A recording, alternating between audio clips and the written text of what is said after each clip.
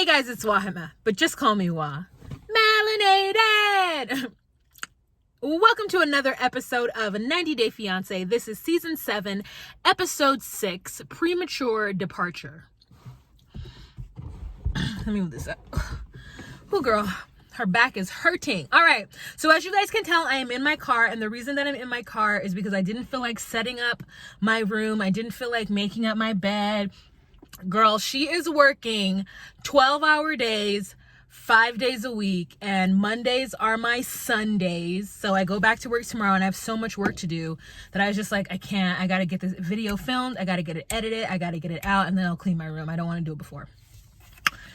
Okay, so here are my notes. Let's talk about this week's episode of 90 Day Fiancé. You guys, give this video a thumbs up. I know some of you forget, but it goes a long way if you give the video a thumbs up. That it tells YouTube that you like my content and other people should check out my content. All right, so let's start with the first couple. And the first couple we have are Anna and Mursel. Okay, you guys, this is like watching a slow motion train wreck. There is so much happening, and I want to feel sorry for both people. I want to have empathy for them. I want to have sympathy for them. And I want to judge them all at the same time. Anna says some things in this episode that really kind of broke my heart and led me to understand where she's coming from as just like a hurt person. And girl, it still isn't the business for her, though. It still isn't right. So basically, she's stressed out because there's still this huge language barrier between her and Mursel. I mean, Mursel has been there for, I think, a little over 60 days because they're only 34 days out from the wedding, and they still aren't communicating well. And I don't understand why. If you're with somebody a lot of the times and you're sleeping next to them, why can't it be like a lesson in both of our languages each night before we go to bed? Especially because they really only have one child they need to take care of. And honestly, if Joey and Gino would just step up, they could take care of Leo, no problem. You know, they can make sure he eats and goes to bed and all that stuff. So it really depends on the familiar structure that Anna has in this house. And from my observations, it feels like Anna is more like their friend or like their older sister or aunt or something like that. She doesn't exactly, discipline is the wrong word. And Mursel called them spoiled at some point. It's not that they're spoiled. It's that they have a very unique relationship with their mother. And I think there are a lot of people who have relationships like this with their kids, especially if it's like them and their kids against everyone else. And if she raised them in an abusive household with the ex, then I could see her kind of getting along with them and trying to love them in a way that's more of a friend and like we're in this all together type thing. And so that's the way her children are acting. So they go to try on tuxedos, and Mursel is like kind of excited about trying on the tuxedos, and Joey is not into it. He is passive aggressive. He's rude to his mom. He's rude to Mursel. Like, he's just like, he's being a teenager about this situation, which, you know, what else can you expect? But I wish that Anna just would have a conversation with him. I wish that she would pull him aside and sit down with him and be like, hey, this is what I want from you. This is how I'm feeling. This is why Mursel is important to me. Please get on board. You know? And if he still was acting like a child, then she would go, okay, I gave you the opportunity to be better about this, and you're choosing not to. And I'm really sad that you're choosing not to do this, but okay. But at the very least, please don't influence your siblings to be mean to Mursel either.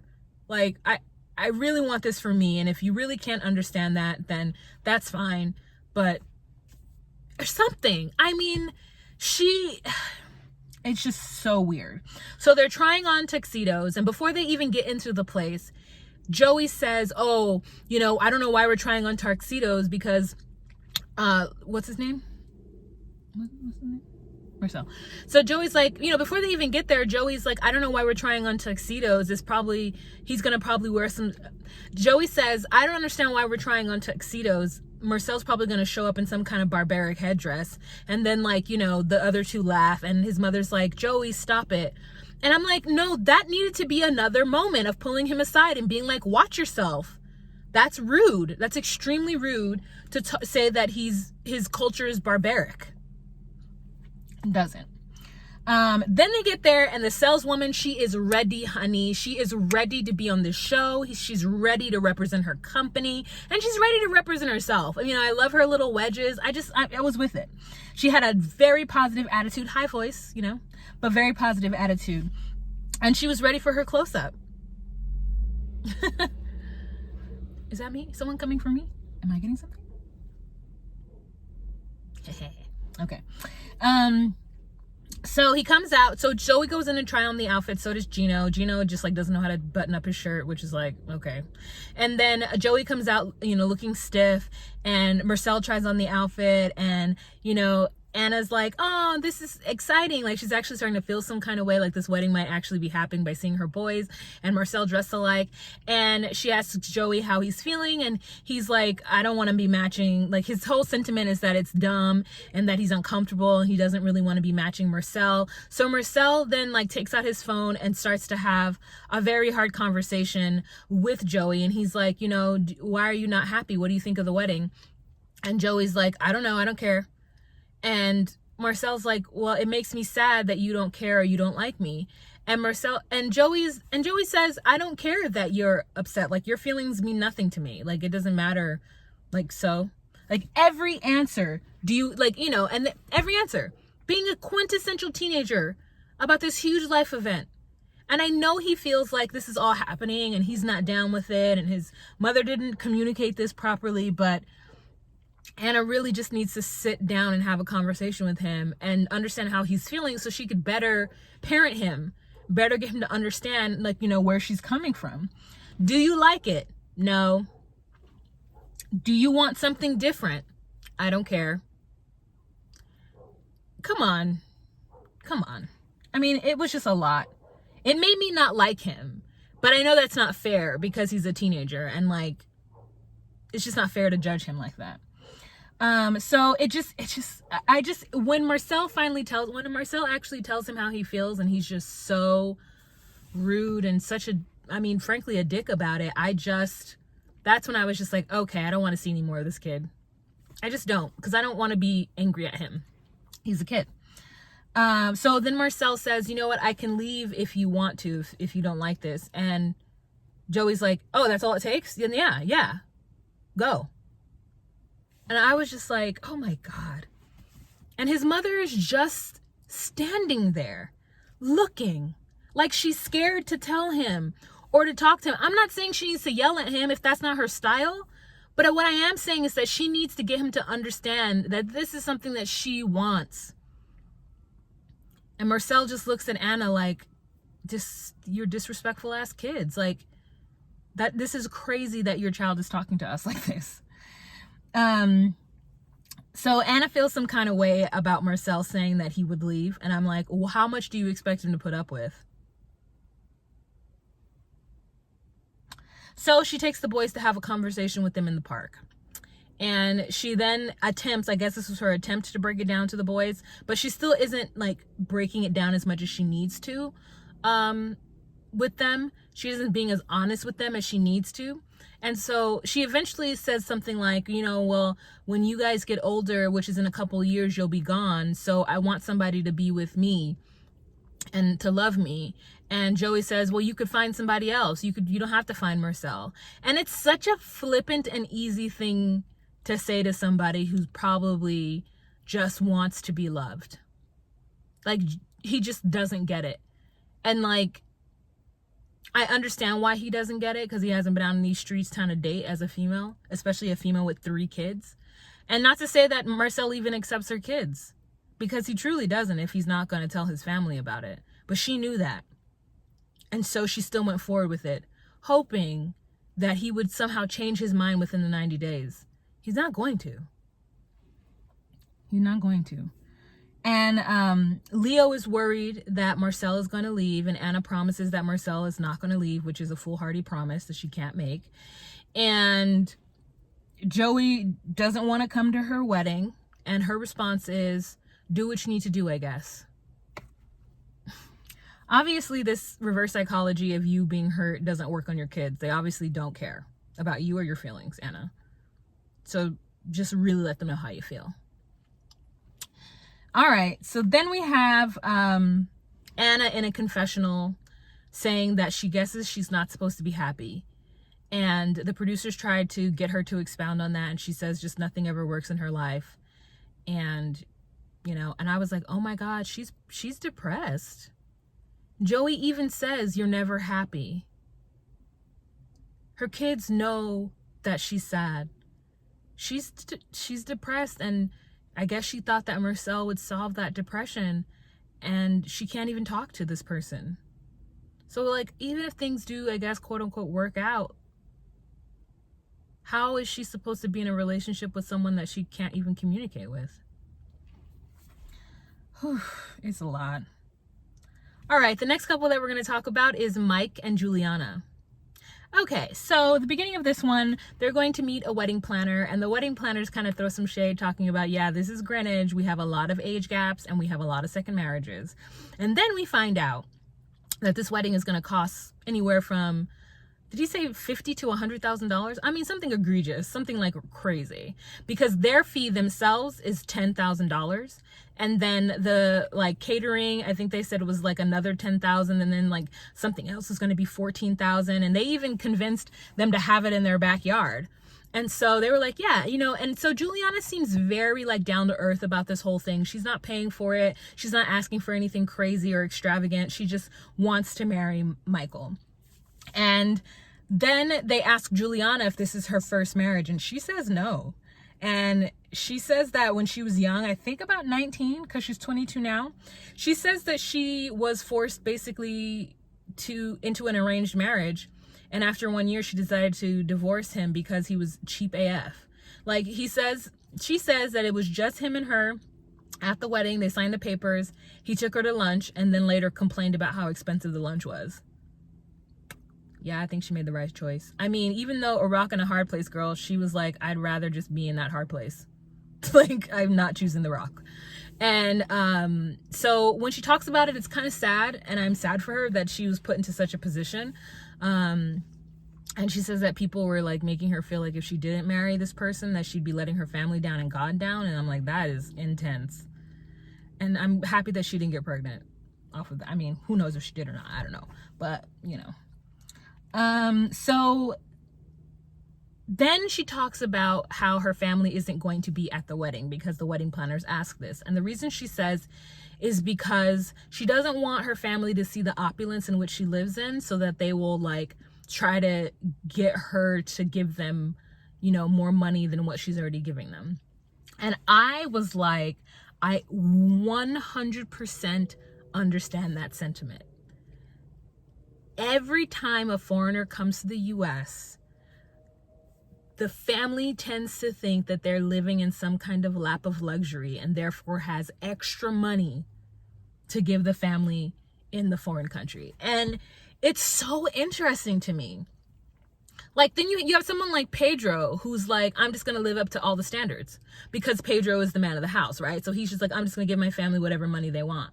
But then you have other people, like women, who go into this situation and they can't demand that their husbands pay, you know, X amount of money a month to their family back in wherever. And this expectation is, you know, every time they talk to their family, they're going to get, oh, I need this. Oh, I need that. It happens, girl. It absolutely happens. And I'm glad that Juliana is upfront with Michael about that. And they're aligned when it comes to kind of hiding the wealth from I love that they're aligned on hiding the wealth from her family, because I mean, I know it happens, but it's just such a crazy thing that people just feel like you owe them money. You owe them money because they think you just have extra. It's like, no, I don't have extra. I don't. So later on, Sarah just comes over to the house and she brings dog food over for the dogs, and she drops a bombshell, which was so weird to do in front of Juliana. She asks Michael about a prenup because she's worried about her children. And I understand why she's worried, but I think it was totally inappropriate to have this conversation in front of Juliana, like 100% inappropriate. Because I once asked, like, I had a family member who asked and the only reason I know about this is because I always assumed that when you die or break up, that it would be obvious that the money would go to the kids, right? But if you don't specify that, the spouse gets all the money, and then the spouse is expected to give it to the kids, but they don't have to. So it's better to either A, not get married, or B, have a prenup or have some kind of agreement that, hey, if we get married, you're giving my kids X amount of money.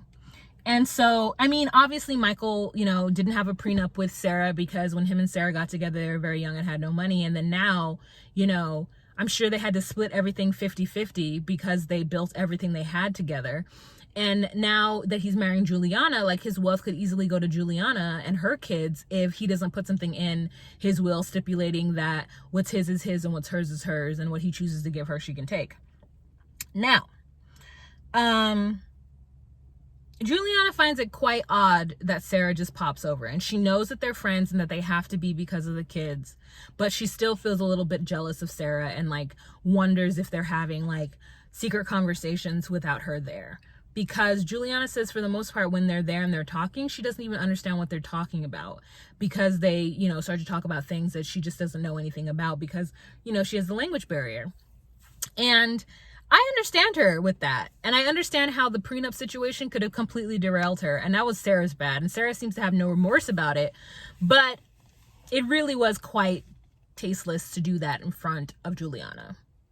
She really just needs to, like, understand where Juliana's coming from. I'm sure she understands now, obviously, but, within the first couple of weeks of Juliana coming to the States, having this conversation on camera, it's a little daunting. I mean, Michael had to explain to Juliana in the moment what a prenup was.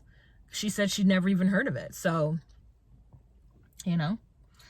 All right. And Juliana also worries that sometimes because they go off and just start talking, that she doesn't think that she sometimes worries that Michael doesn't respect her opinion.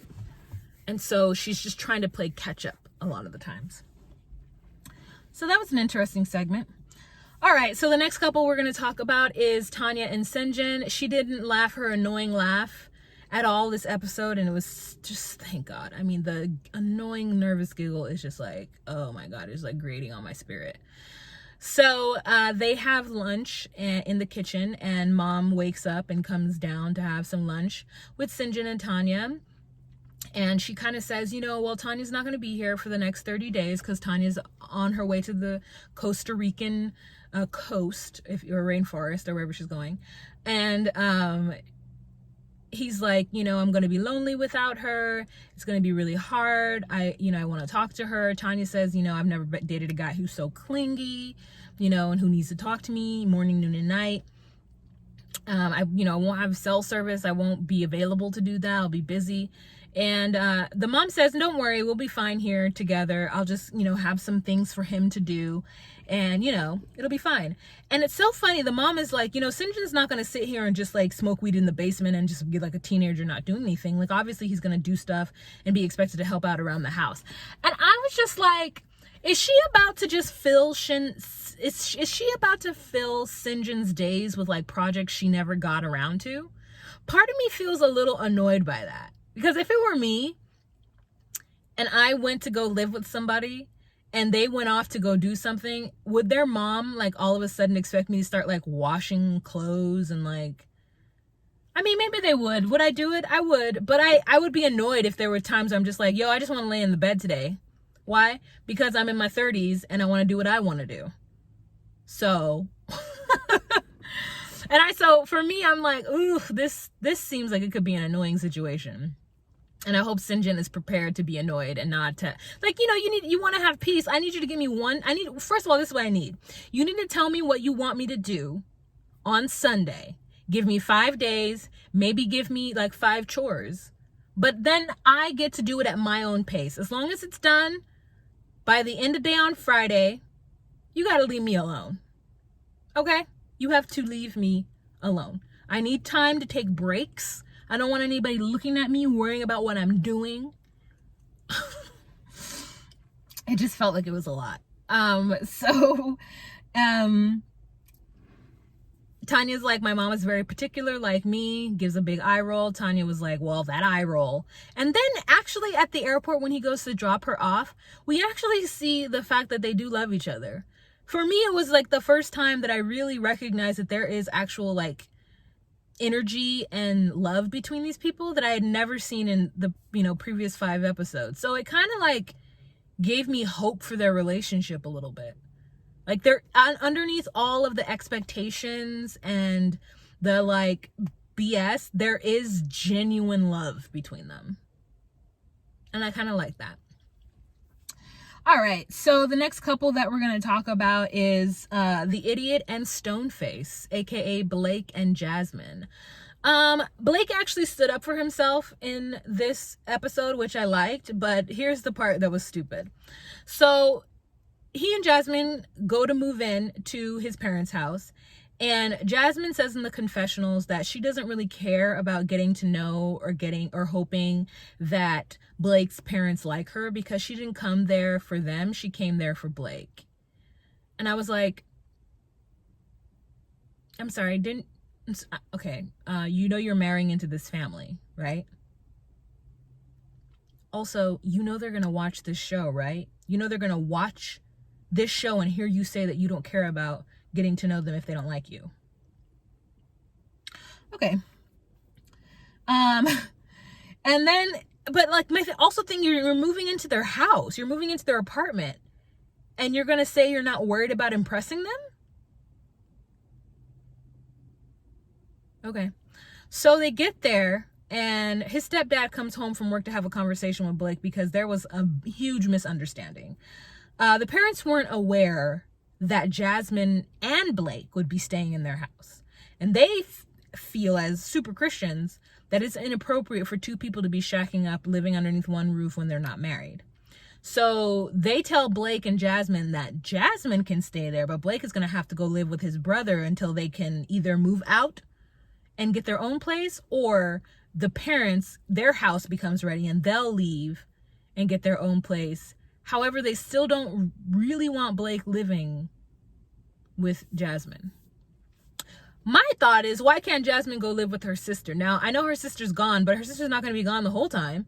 So why were they acting like this was such an obstacle? And Blake was like, what didn't you understand? They're like, we didn't understand that you were about to live up here with this girl.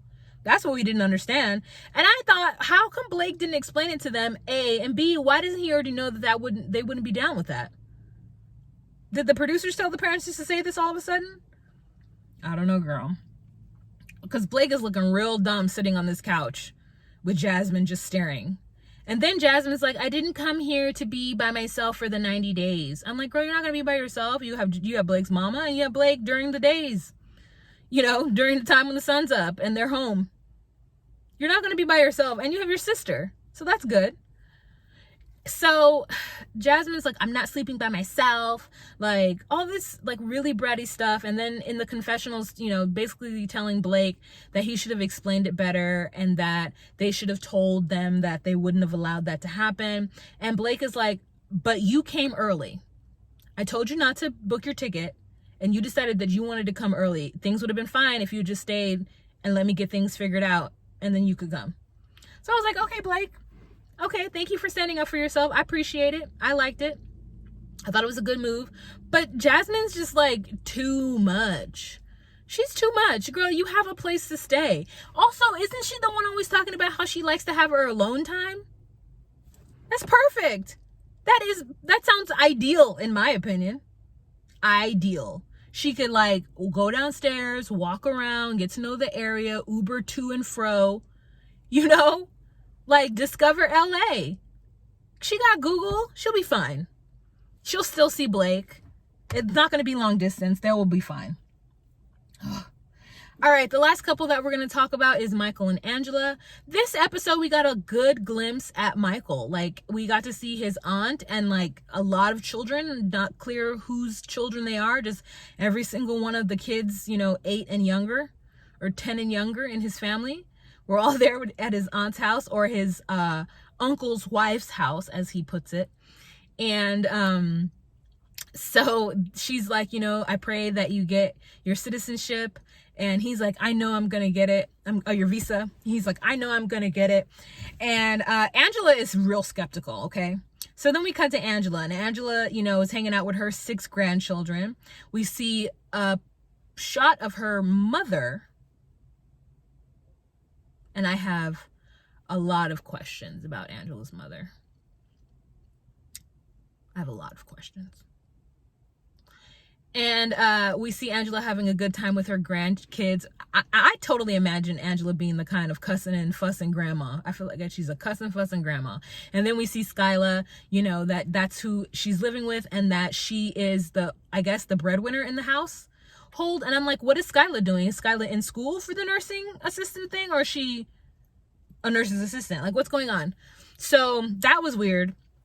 And then we do have a scene where Angela is with this woman who looks like the polar opposite of her when it comes to like visual femininity. And this woman is taking Angela to get Botox, and Angela is just screaming and being good TV the whole time. She's entertaining everybody while they're putting the Botox here and the Botox here. And I see it, and I just am happy for her. I'm happy for the Botox. And then they ask the friend a baiting question in her confessional, Dottie. And Dottie says, oh, I don't like a woman overdue on Botox. Meanwhile, Dottie's whole face is filler Botox-tastic. And I was like, these producers are so shady. Throwing all manner of shade on Dottie after they just got her to say, yeah, I think that women who overdo the Botox, I don't like that. And I'm like, Dottie, you are said women. You are said women that overdo the Botox. So Angela's real nervous about this K1 visa. Michael says, don't worry, everything's gonna be fine. I know I'm gonna get it. And Angela's like, how do you know? And Michael's like, I just know. And she's like, but Michael, tell me how you know. And I'm like, Angela, what do you expect this man to say? I consulted my crystal ball. He doesn't actually know. He's just putting out positivity. She's over there in the jellies and jam section, you know, freaking out. I did like her hair during that segment. And it's just like, I was just like, girl, Angela, you too much, as always. And then Michael has a scene where he goes to hang out with some expats so that he can kind of get an idea of what the U.S. is going to be like. And the expats are like, you're going to the deep south. How are you going to manage racism? And Michael, in his ignorance, is like, I'm just going to keep to myself and do what I need to do. And I'm like, that's not how it works. Because you're separating yourself from African Americans as though they're going to look at you and think of you as being different or better. It's not about the way you behave. It's literally just the color of your skin that gets negative attention put on you. Like, you don't get the benefit of the doubt. If you're out doing something you're not supposed to, you're probably up to no good. If you look at somebody weird, if you say the wrong thing, or they can't understand you, or you can't understand them, then you're this foreigner. Like, it's way more than that. It is way more than that. But he's gonna discover it, and that's what they're all basically saying. Like, you don't know what you're getting into right now. You're living in La La Land. And she's like, you know, and he's like, you know, Angela's 53, and we're gonna have a kid. And they're like, what? And he's like, we're gonna do IVF. And 3 of them at the same time are like, do you know how expensive that is? Like, I mean, he's like, I know people are gonna doubt me and Angela's relationship, but we'll be fine, and, you know, love will conquer all. And we're all like, no, it will not. Okay, this is foolish and foolhardy. You have no idea what you're getting into. You're not gonna have a baby. Skylar's not gonna give you that egg so you can tote it. Who knows what's gonna happen? Who knows what is gonna happen? But anyways, I don't want to spend any more time on them. That's the end of this episode, y'all. I'm gonna get into these. Anyways, I don't want to spend any more time on them, you guys. I'm going to go on ahead and get into these milk and cookies. My belly's already back, so I might as well just enjoy the sugar while I can, because, you know, obviously come January 1st, girl, she's going to start working out again and whatever. Huh? I also have a cavity on this side of my tooth, so I can't eat anything sweet on it. This side of my mouth. It's so dumb.